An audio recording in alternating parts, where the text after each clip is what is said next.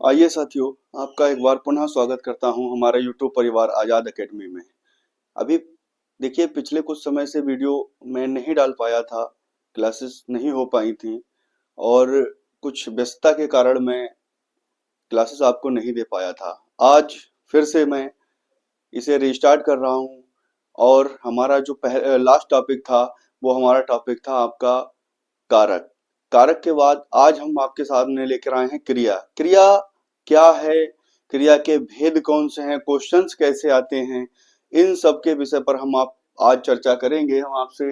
और जो क्रिया है, ये टॉपिक बहुत ही अच्छा है, लेकिन समस्या जो होती है वो आती है इस क्रिया को पहचानने में कि कौन सी क्रिया है। क्रिया के अगर क्वेश्चंस की बात करें हम, तो मेन दो तरह के क्वेश्चन आते हैं। ज्यादातर अकर्मक या सकर्मक क्रिया पूछी जाती है, बाकी और भी प्रकार की क्रियाएं हैं, इनके बारे में हम चर्चा करेंगे। लेकिन अकर्मक सकर्मक से सबसे ज्यादा क्वेश्चन पूछे जाते हैं और सबसे बड़ा कंफ्यूजन हमारा वही क्रिएट होता है कि हम कैसे पहचाने अकर्मक क्रिया कौन सी है और सकर्मक क्रिया कौन सी है। तो इसके विषय में हम आपको बहुत ही सरल तरीके से, ऐसे तरीके से हम आपको बताएंगे जिससे कि आप क्रिया में सकर्मक और अकर्मक कभी गलत करके आ ही नहीं सकते, आप क्वेश्चन 100% ही सही करके आएंगे। तो आज हम आपको बात करते हैं, चलिए हम अपने टॉपिक की ओर चलते हैं और बात करते हैं हम क्रिया के बारे में। क्रिया क्या है, सबसे पहले तो हमें यह समझना है क्रिया, ठीक है। तो देखिए, जिन शब्दों से,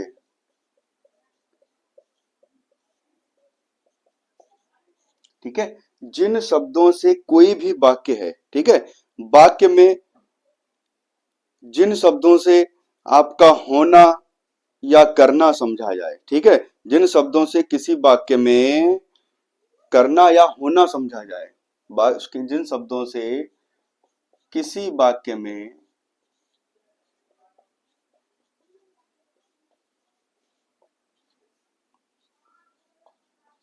करना या होना समझा जाए,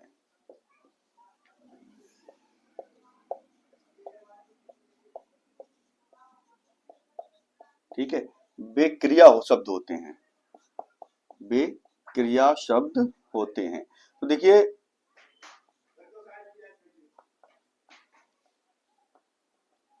क्रिया शब्द होते हैं, कोई भी वाक्य है, जैसे मैं खाना खाता हूं। तो इस वाक्य में अब आपको ये देखना है काम क्या हो रहा है, काम क्या हो रहा है, वही है किसी से होना या करना पाया जाए। तो होना या करना जो है वो खाना है, खाता हूं, ठीक है, खाना ये आपका कर्म हो गया। अब ये खाता जो है वो आपके क्या होगी, क्रिया हो गई, क्योंकि इसी से प्रतीत हो रहा है कि खाने का कार्य किया जा रहा है। तो कार्य जो किया जा रहा है वह पुस्तक पढ़ता है, वह पुस्तक पढ़ता है, ठीक है। तो इसमें पढ़ने का कार्य हो रहा है, काय का कार्य हो रहा है, पढ़ने का कार्य हो रहा है, और ये पढ़ता जो शब्द है वो आपका बता रहा है कि कार्य कौन सा हो रहा है। तो ये दोनों आपकी क्या हो गई, क्रियाएं हो गई, ठीक है। तो क्रिया क्या है, जिन शब्दों के द्वारा किसी भी वाक्य में, उस वाक्य में जो करना या होना का सूचक शब्द होते हैं, अर्थात जिनसे पता लगे हमें कि वाक्य में काम कौन सा हो रहा है, क्या काम हो रहा है, कैसे हो रहा है, इन सब चीजों के बारे में जब पता लगेगा वो आपकी क्या हो जाएगी, क्रिया हो जाएगी। चलिए अब हम बात करते हैं क्रिया के बारे में और जानते हैं। बहुत ज्यादा हम लंबा इसे नहीं खींचेंगे, क्योंकि कंपटीशन लेवल की आप तैयारी कर रहे हैं, तो बहुत ज्यादा आपको इसमें रटने की आवश्यकता नहीं, समझने की आवश्यकता है, ठीक है। तो क्रिया का मूल रूप क्या होता है, क्रिया का मूल रूप, ठीक है, क्रिया का मूल रूप इसे हम कहते हैं धातु। ध्यान रखना, क्वेश्चन इस तरह से भी आ जाता है कि क्रिया के मूल रूप को क्या कहते हैं, ठीक है। तो क्रिया के मूल रूप को हम क्या कहते हैं, धातु। और जो जितनी भी क्रियाएं हैं, एक्स वाई जेड जो भी क्रियाएं हैं, हिंदी में क्रियाएं हो या संस्कृत में क्रियाएं हो, क्रियाएं सब बनती किससे हैं, धातु से, ठीक है। जैसे आपकी क्रिया, एक धातु है आपकी पढ़, ठीक है। पढ़ से आपकी बन जाएगी पढ़ना, ठीक है। ना प्रत्यय लग गया तो पढ़ना, ता प्रत्यय लगा दो तो पढ़ता, ठीक है। कहने मतलब इसमें एक प्रत्यय जोड़ देते हैं हम, और प्रत्यय जोड़ने के बाद वो बन जाती है क्रिया। तो ये क्या थी आपकी धातु, ये क्या हो गई आपकी क्रिया, ठीक है। इसी तरह जैसे लिख धातु है, तो लिख से क्या हो जाएगा लिखना या लिखता। ऐसी आपकी खा धातु है, खा से हो गया खाना या खाता, ठीक है। तो इस तरह से मतलब जितनी भी धातुएं हैं, बोल है बोलना, बोलता, ठीक है। इस तरह से जितनी भी धातुएं हैं आपकी, वो सारी की सारी किसका निर्माण करती है, क्रिया का निर्माण करती है। तो क्रिया का मूल रूप क्या होगा, धातु। ये ध्यान रखना आपको, मूल क्या है आपका धातु, और उस मूल से कोई भी प्रत्यय लगाकर हम जिसे बनाते हैं वो हमारी कहलाती है क्रिया। क्या कहलाती है, क्रिया। चलिए अब आगे बढ़ते हैं हम। ये तो आपकी समझ में आ ही गया होगा।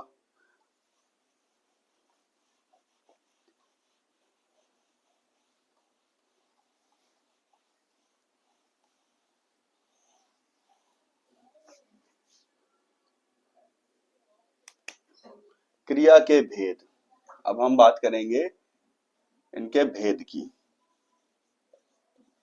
क्या है कि भेद, तो भेद इसके दो तरह से बांटे गए हैं, ठीक है। एक आता है आपका रचना की दृष्टि से, दूसरा आता है आपके उत्पत्ति की दृष्टि से, ठीक है। उत्पत्ति या व्युत्पत्ति की दृष्टि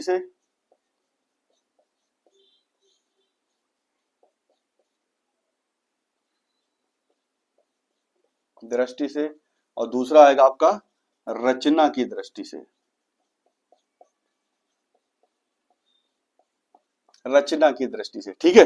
तो इन दोनों प्रकारों को हम देखेंगे, और देखेंगे कि कैसे हमारा व्युत्पत्ति के आधार पर हम कैसे कितने भेद हैं, क्या क्या भेद हैं, और रचना के आधार पर हमारे कौन कौन से भेद हैं। तो सबसे पहले अब हम बात करेंगे रचना की दृष्टि से, बाद में बात करेंगे, पहले हम करेंगे व्युत्पत्ति की दृष्टि से, ठीक है। तो व्युत्पत्ति की दृष्टि से प्रेरणार्थक क्रिया, प्रेरणार्थक क्रिया। अब प्रेरणार्थक का मतलब हो गया है प्रेरणा देना, ठीक है। प्रेरणा का मतलब क्या हो गया, प्रेरणा देना। यानी प्रेरणा के अर्थ में जो क्रिया प्रयोग की जाती है उसे हम प्रेरणार्थक क्रिया कहते हैं। प्रेरणा के आधार पर जो क्रिया प्रयुक्त की जाती है उसे हम क्या कहते हैं, प्रेरणार्थक क्रिया।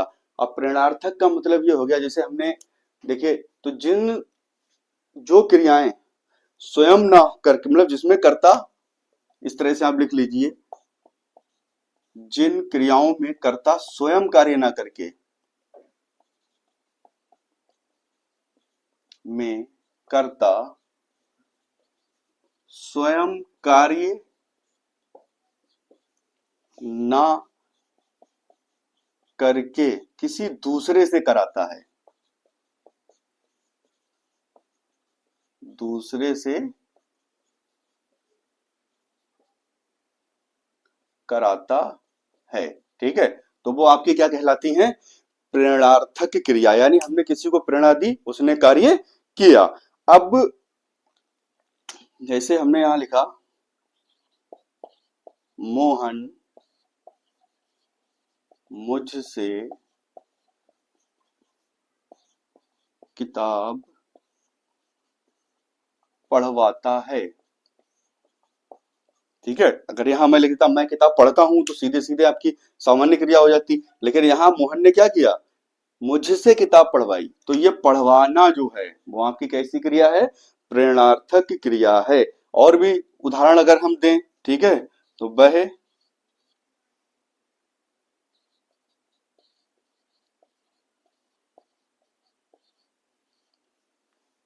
से लिखवाता है या लिखाता है, ठीक है। तो वह सोहन से लिखवाता है, यानी स्वयं कार्य ना करके किसी अन्य से अगर कार्य कराया जाएगा तो वहां आपकी होगी प्रेरणार्थक क्रिया।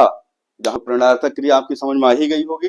अब इसे आप नोट करते चलिए, ज्यादा अच्छा है। देखिए, स्क्रीनशॉट तो लेंगे ही लेंगे, लेकिन उसके साथ साथ आप अपना एक कॉपी बनाइए, उस पर नोट्स बनाते चलिए, क्योंकि नोट्स आप जब तक पढ़ाई में एक चीज कही जाती है कि जब तक कलम के नीचे से कोई भी चीज नहीं निकल जाती तब तक वो बिल्कुल पूरी तरह तैयार नहीं होती है। तो पूरी तरह तैयार करने के लिए आपको क्या करना है? पूरी तरह तैयार करने के लिए आपको सबसे पहले आप एक कॉपी बनाइए और नोट्स अपने स्वयं तैयार करिए। ज्यादा इसके चक्कर में ना पड़िए कि कोई हमें नोट्स दे दे हम उससे पढ़ लें। उससे आप पढ़ेंगे आपकी समझ में भी आएगा, लेकिन सबसे बड़ी जो समस्या है, आप बिल्कुल एकदम पक्का नहीं होगा जब तक आप अपने कलम से लिख के उसे क्लियर नहीं करेंगे, तब तक आप बिल्कुल याद नहीं कर सकते हैं।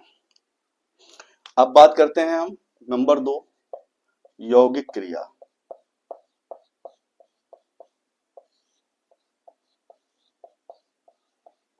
यौगिक क्रिया, ठीक है, दो क्रियाओं के मेल से बनती हैं।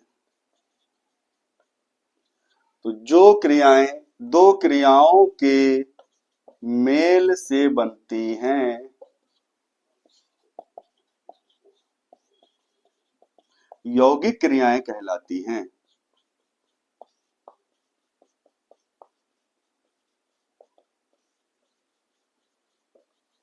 कहलाती हैं।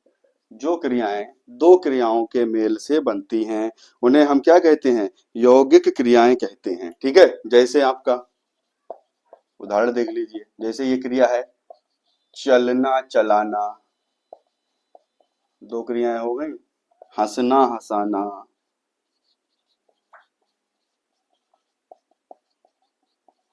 इन क्रियाओं के बीच में योजक चिन्ह लगा रहता है। ये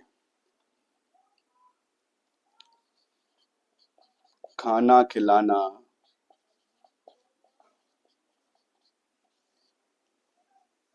ठीक है, ऐसे चलना चल देना आदि आपकी क्या है? यौगिक क्रियाएं हैं। तो जो क्रियाएं दो क्रियाओं के मेल से बनती हैं उन्हें हम यौगिक क्रियाएं कहते हैं। तो ये बात भी आपकी समझ में आ गई होगी।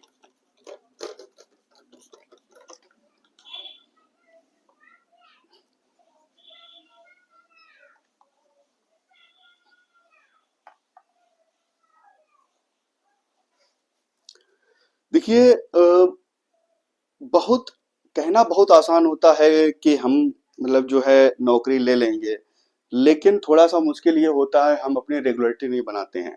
तो आपको क्या करना है? आपको अपनी रेगुलरिटी बना के चलना है। जब भी पढ़ना है आपको अपना रेगुलर पढ़ते चलिए। रेगुलर का मतलब यही हो गया, आपको पर डे कोई भी सब्जेक्ट हुआ, आप मान लिया अगर 4 सब्जेक्ट कंपटीशन में आ रहे हैं, तो ऐसा नहीं कि एक पे आपने विशेष ध्यान दिया 3 को छोड़ दिया। आपको चारों सब्जेक्टों को पर डे टाइम देना है, चाहे भले ही जो कठिन है उसे थोड़ा ज्यादा दे दीजिए, जो सरल सब्जेक्ट है उन्हें कम दीजिए। लेकिन सरल में बिल्कुल ये ना समझिए कि बिल्कुल हम जो है आसानी से बिना तैयारी के हम पास हो जाएंगे, उसमें हम अच्छे नंबर ले आएंगे बिना तैयारी के। तो ये चीज जो है आपकी नहीं हो सकती, क्योंकि आपका तैयारी के लिए आपको सारे सब्जेक्टों पर या कंपटीशन क्रैश करने के लिए जरूरत होती है। बाकी आपको पता ही है सरकारी नौकरी वाले की क्या इज्जत है समाज में। ठीक है, आप कितना भी पैसा कमाते हो, आप लाखों करोड़ों कमाते हो, लेकिन अगर आप जैसे एक बिजनेसमैन बैठा है जो लाखों रुपए कमा रहा है, एक आप बैठे हैं, ठीक है, जो केवल आपकी सरकारी नौकरी है, तो सम्मान आपको लोग ज्यादा देते हैं। उसका कारण यह है हमारे समाज की मानसिकता ऐसी हो गई है, मानसिकता एकदम नौकरी वाली हो गई है। जैसे आप, अब जाहिर सी बात है आप स्टूडेंट हैं, आपकी अभी तैयारी कर रहे हैं, शादियां नहीं हुई होंगी। अब शादी के लिए जब आपके रिश्ते देखे जाएंगे तो सबसे पहले पूछेंगे लड़का क्या करता है। लड़का, अगर लड़की वाले को पता लग गया लड़का सरकारी नौकर है, शब्द क्या लगा है? नौकर। नौकर का मतलब आप समझते ही, पहले लोग नौकरी करना अच्छा नहीं समझते थे। पहले लोग नौकरी से दूर भागते थे, बोले नहीं हम नौकर नहीं बनेंगे किसी के, हम खुद के मालिक बनेंगे। लेकिन आज क्या है, अगर लड़की वाले को पता लग गया सर लड़का जो है वो सरकारी नौकर है, तो आपके पास फिर ऑफर आने शुरू हो जाते हैं। बोले हम इतने लाख की शादी कराएंगे, हम इतने लाख की शादी कराएंगे।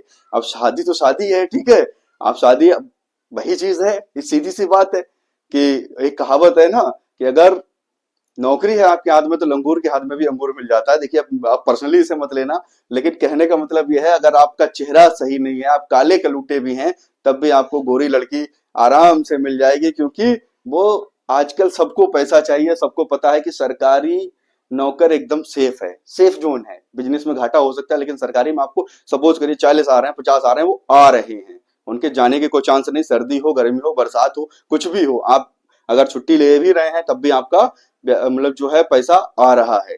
बिजनेस में क्या है, आपने अगर एक दिन अपनी शॉप बंद कर दी, एक दिन बिजनेस बंद कर दिया, तो क्या होगा आपका, वहां से आपका सोर्स, इनकम ऑफ सोर्स बंद हो जाएगा, मतलब उस दिन आपका इनकम जीरो रहेगी। लेकिन अगर आप सरकारी नौकर हैं तो आपका उतना पैसा आ ही रहा है।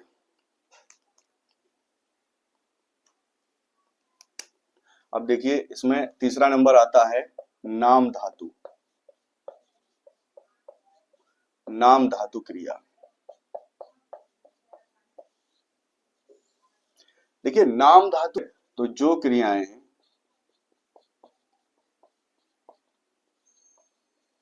संज्ञा या विशेषण से बनती हैं,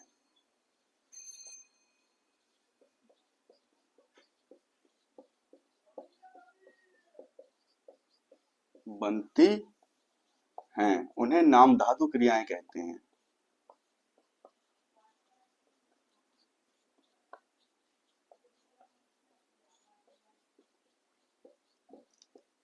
देखिए हल्के में कुछ भी लेने की जरूरत नहीं, ऐसा नहीं है हम ये कहें कि हालांकि इतनी इंपॉर्टेंट नहीं है ये जो भी हम क्रियाएं बता रहे हैं, लेकिन क्वेश्चन यहां से भी आ जाते हैं, ठीक है।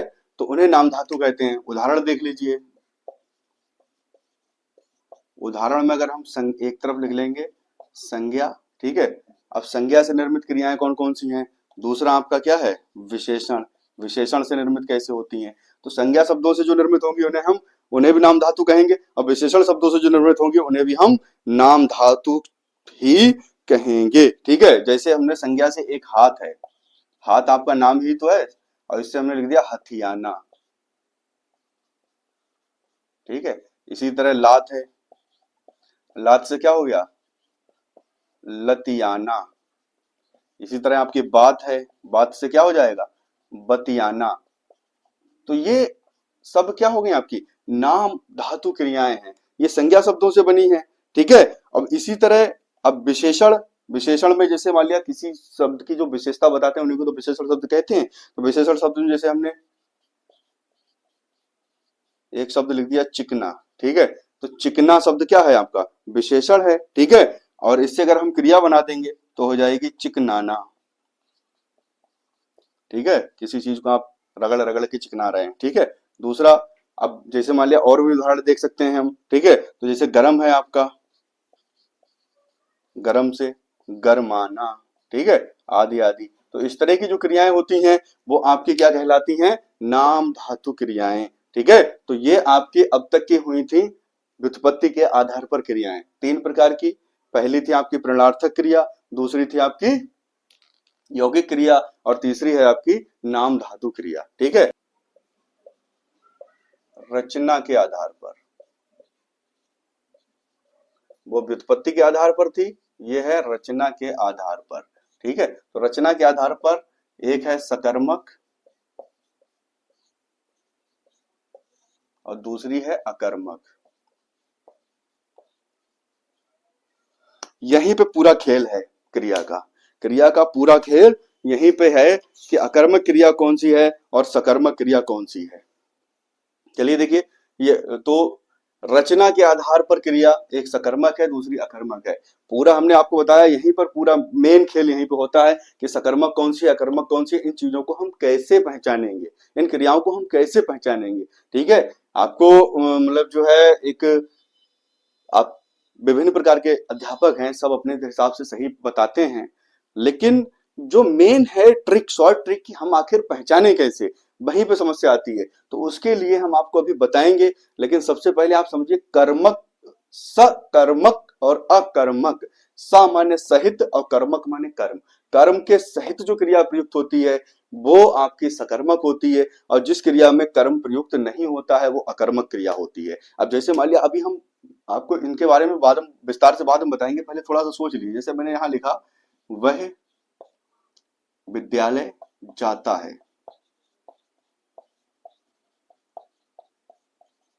ठीक है, हमने यहां लिख दिया वह जाता है। अब देखिए बात यही, यहीं पे मिस्टेक होती है सबसे बड़ी, कि यहां हमारा कर्म आया हुआ है विद्यालय, वह विद्यालय को जाता है, यहां हमारा कर्म नहीं आया, सीधे क्रिया आया।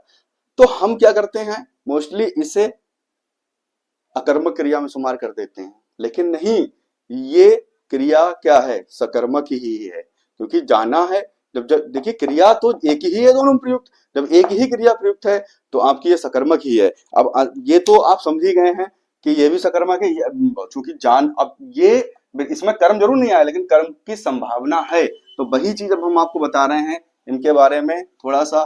देखिए सबसे पहले देख लीजिए सकर्मक क्रिया, ठीक है। जो क्रिया कर्म सहित होती है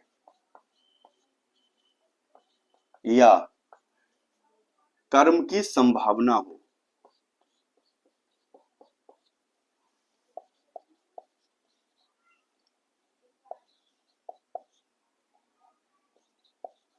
संभावना हो, ठीक है। कहने का तात्पर्य यह है कि जिस क्रिया में या तो कर्म स्पष्ट रूप से आ जाए या कर्म आने की संभावना हो, तो वो आपकी क्या होती है, सकर्मक क्रिया होती है। जहां पर आपके या तो कर्म साथ में ही हो, लगा हो, तब तो आपको पहचानने में कोई दिक्कत नहीं होगी ये सकर्मक है अकर्मक है, कोई दिक्कत नहीं। अगर कर्म लगा है तो कर्म सकर्मक हो गई, ठीक है। लेकिन अगर कर्म नहीं है तब भी अगर कर्म आने की संभावना है तो आपकी वो क्रिया क्या है, सकर्मक ही क्रिया होती है। जैसे पहचान अभी दोनों की हम स्पष्ट कर देंगे, बिल्कुल घबराने की आवश्यकता नहीं, वीडियो को आप अंत तक पहले देखिए, उसके बाद आपको पता लग जाएगा कि कैसे इन दोनों को हम अलग अलग मतलब जो है छांटेंगे। जैसे मोहन फल खाता है, वह जाता है, राधा गाती है, ठीक है। अब देखिए यहां सीधे सीधे आपका कर्म आ गया तो ये तो सकर्मक है ही है, ठीक है। यहाँ बह जाता है, वह विद्यालय जा सकता है, वह गांव जा सकता है, वह शहर जा सकता है, ठीक है। यानी कर्म की संभावना बनी हुई है। अब जब कर्म की संभावना जब बनी हुई है तो यहाँ सीधे सीधे तौर पे हम कह सकते हैं ये सकर्मक क्रिया है। राधा गाती है, क्या गाती है, गाना गाती है, गीत गाती है, कविता गाती है, यानी कुछ भी गा सकती है वो, ठीक है। तो यहाँ गाना गीत कविता ये सब क्या है, कर्म है। तो इनकी भी यहाँ आने की पूरी संभावना, कर्म आने की संभावना है, कर्म आ सकता है। यहाँ जहां कर्म आ सकता है वो आपकी सकर्मक क्रिया है, जहां कर्म नहीं आ सकता बिल्कुल वहां आपकी क्या है, अकर्मक क्रिया, ठीक है। तो अब ये सकर्मक हो गई। अब इसके बाद देखिए अकर्मक पे हम बात करते हैं और उसके बाद सकर्मक अकर्मक को हम दोनों को पहचानने के तरीका बताते हैं।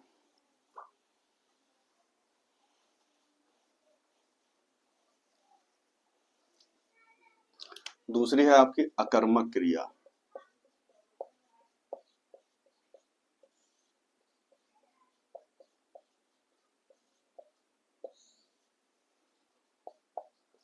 जिस क्रिया में ना तो कर्म आए आए और ना ही आने की संभावना हो, और ना ही आने की संभावना हो,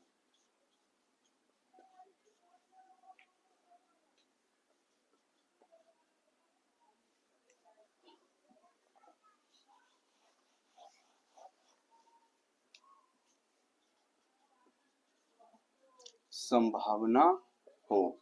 यानी कहने का तात्पर्य है ना तो इसमें कर्म आएगा और ना ही कर्म आने की कोई भी गुंजाइश बचेगी, संभावना बचेगी। सीधे सीधे जैसे वह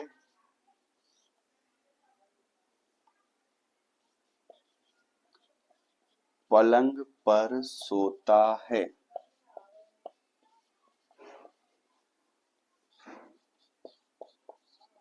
चिड़िया आकाश में उड़ती हैं, ठीक है। अब यहाँ हमने पलंग और आकाश लिया है, उसका कारण भी अभी हम बताएंगे, ठीक है। लेकिन अब पहले आप ये देखिए, वह सोता है आए तब भी अकर्मक है, वह पलंग पर सोता है तब भी, वह कमरे में सोता है तब भी, वह घर में सोता है तब भी आ जाएगा आपका अकर्मक क्रिया। चिड़िया आकाश में उड़ती हैं, ठीक है। तो चिड़िया आकाश में उड़ती हैं, चिड़िया उड़ती हैं, दोनों ही सकर्मक रहेंगे। अब आप ये मत सोच लेना कि ये क्या है, कर्म, ये कर्म नहीं है, क्योंकि मोस्टली यहीं पे मिस्टेक होती है कि अगर इस तरह से अगर वाक्य आ गया हमने सीधे लगा दिया इसमें तो कर्म है, आकाश, आकाश कर्म नहीं है। हमने आपको पिछले क्लास में आपको कारक पढ़ाए थे, ठीक है। तो कारक में कर्म का निशान क्या था, को, ठीक है। तो को, जहां पर को आने की संभावना होती है, अब देखिए पहचान में बता रहा हूं अलग अलग, जहां पर को आ जाए, जैसे हमने लिखा वह जाता है, तो विद्यालय जाता है, अब विद्यालय को जाता है, दोनों बात एक ही है, वाक्य बन रहा है हमारा, ठीक है। तो वह विद्यालय को जाता है, तो यहां कर्म हो गया। और यहां वह सोता है, तो वह कहां सोएगा, या तो पलंग पर सोएगा। तो बाकी कर्ता कारक के और जितने भी निशान हैं, चिन्ह हैं, ठीक है, इस कर्म को छोड़कर अगर और कोई चिन्ह आ रहा है, जैसे यहां में आया, यहां पर आया, तो ये अधिकरण है, ठीक है। तो और बाकी कोई भी चिन्ह आए तो वहां पर आपका क्या होगा, अकर्मक क्रिया ही होगी, ठीक है। अब जैसे मान लिया एक वाक्य ये है, थोड़ा सा आप फिर कंफ्यूज मत होना, जैसे ये है वह कलम से लिखता है,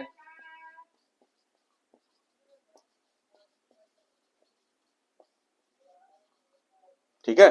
तो वह कलम से लिखता है, तो इसमें कलम आपका, अब ये भी कर्म नहीं है, ये करण है, लेकिन कलम से पत्र लिख सकता है, पुस्तक लिख सकता है, या नोट्स लिख सकता है, कुछ भी लिख सकता है, ठीक है। तो वहां कर्म आने की संभावना बनी रहेगी। तो जहां पर कर्म आने की संभावना बनी, यहां कर्म वह पलंग पर, और इसके बाद कोई कर्म नहीं आ सकता, चिड़िया आकाश में, इसके बाद कोई कर्म नहीं आ सकता। जहां पर कर्म आने की संभावना भी ना हो वो अकर्मक, और जहां पर कर्म आने की संभावना हो वो सकर्मक। तो आपका मेन पहचान आपकी वही कर्ता कारक, और उससे मतलब जो है कर लेना। अब बाकी की कुछ पहचान और हम अभी बताएंगे, जो आपका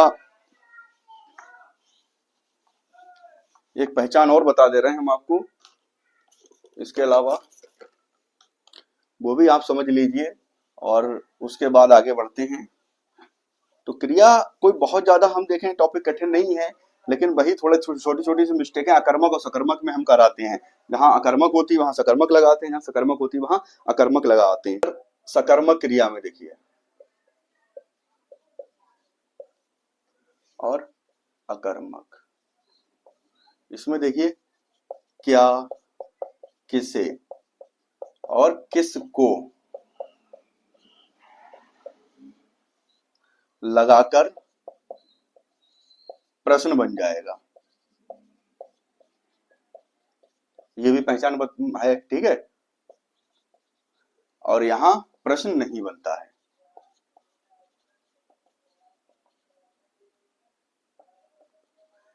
यहां आपका क्या, किसे, किसको लगाएंगे हम, तो प्रश्न नहीं बनेगा, यहां आपका प्रश्न बन जाएगा, ठीक है। जैसे हमने यहां लिखा एक प्रश्न, किसे मारा, किसे मारा, प्रश्न बना। तो आपका अब क्या होगा, ठीक है, किसी बच्चे को मारा, और वही कर्म कारक का देखिए आ गया, किसको, किसको मारा या किसे मारा, ठीक है। आ गया किसको, क्वेश्चन छिपा रहेगा या पूर्णतया स्पष्ट रहेगा, ठीक है। क्या खाया,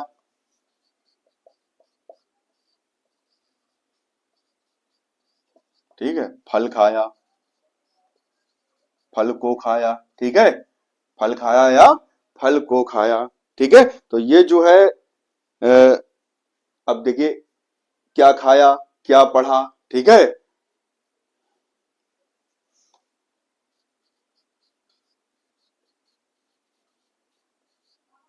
किसको लाया, ठीक है। तो यहां देखिए ये प्रश्न अगर हम लगाएं तो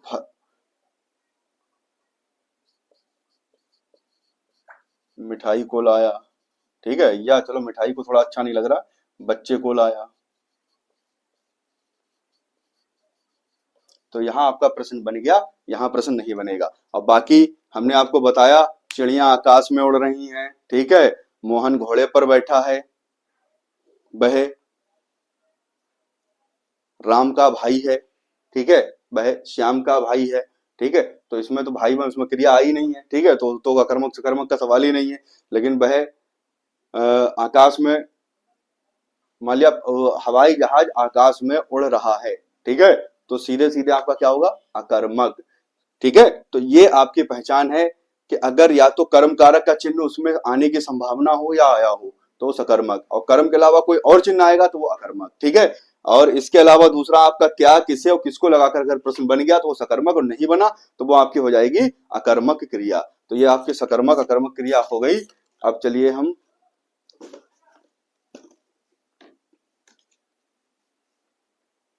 तो सकर्मक अकर्मक क्रिया आपकी समझ में आ ही गई होगी। अगर कोई दिक्कत है, कोई लगता है कि आपको कहीं पे समझ में नहीं आता है, तो आप सबसे पहले उस पर आप कमेंट करके हमें आप बता दीजिए, हम आपको उसका भी आंसर देंगे। अगर फिर भी क्रिया समझ में नहीं आ रही, वैसे क्रिया में कुछ ऐसा है नहीं समझने के लिए, तो सकर्मक अकर्मक पहचानने के लिए आप बस थोड़ा सा ध्यान रखिए, ज्यादा नहीं।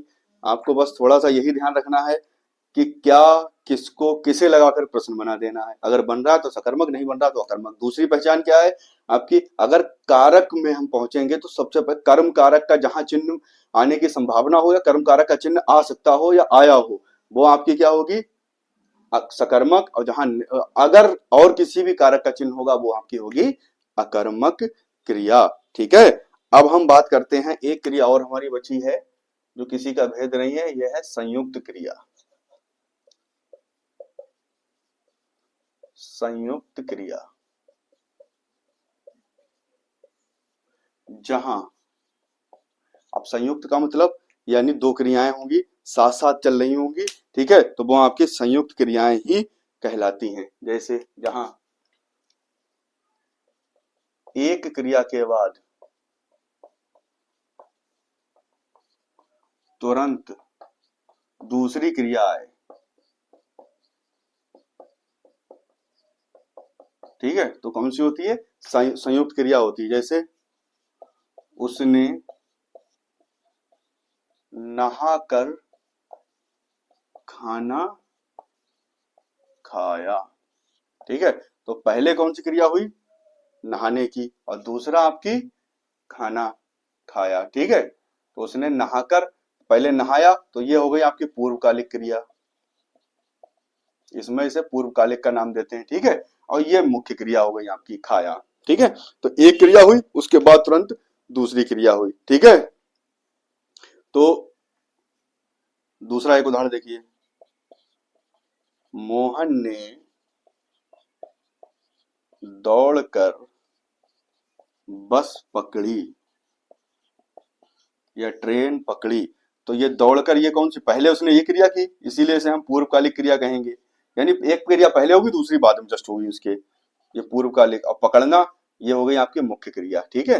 तो ये देखिए, ये मुख्य क्रिया हो गई, ये पूर्वकालिक हो गई। यानी जो, अब जैसे मान लिया आपसे क्वेश्चन आ जाए पूर्वकालिक क्रिया कौन सी होती, तो जो मतलब मुख्य क्रिया से कहने मतलब एक क्रिया होने के बाद अगली क्रिया हो, यानी जो पहले वाली क्रिया होगी वो आपकी पूर्वकालिक होगी। पहले क्रिया जो उसने की वो दौड़ना की, और उसके बाद बस पकड़ने की क्रिया की है। यहाँ पहले क्रिया नहाने की, उसके बाद खाना खाने की क्रिया की है, खाने की क्रिया की है। ठीक है। तो ये आपकी हो गई संयुक्त क्रिया। ठीक है। ये आपकी द्विकर्मक क्रिया,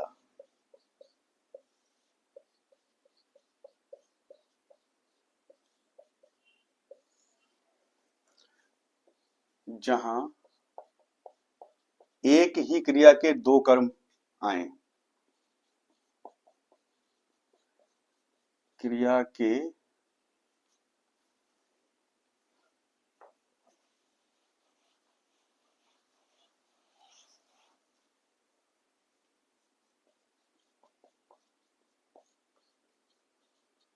दो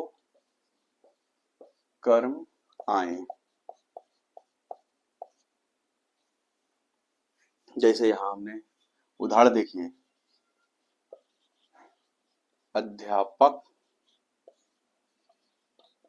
छात्र को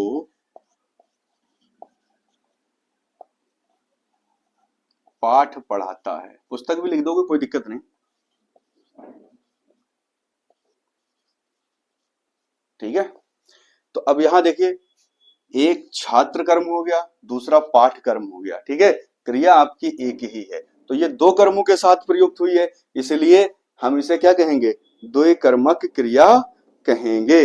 तो ये आपकी क्या हो गई, द्विकर्मक क्रिया हो गई। अध्यापक छात्र को पाठ पढ़ाता है, ये आपकी हो गई द्विकर्मक क्रिया। ठीक है। तो जहां पर एक ही क्रिया के दो भेद हो, एक ही क्रिया के दो कर्म आ जाए, वो आपकी क्या कहलाएगी, द्विकर्मक क्रिया।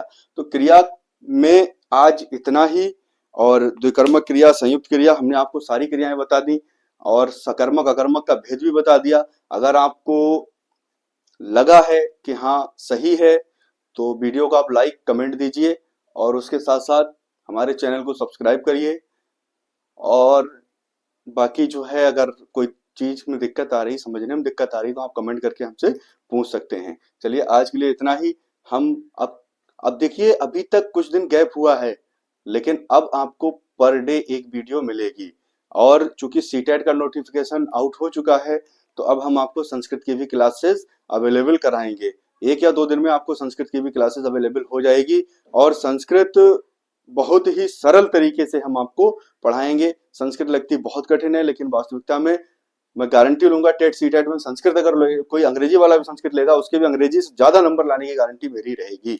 चलिए आज के लिए इतना ही। धन्यवाद। मिलते हैं नेक्स्ट वीडियो में।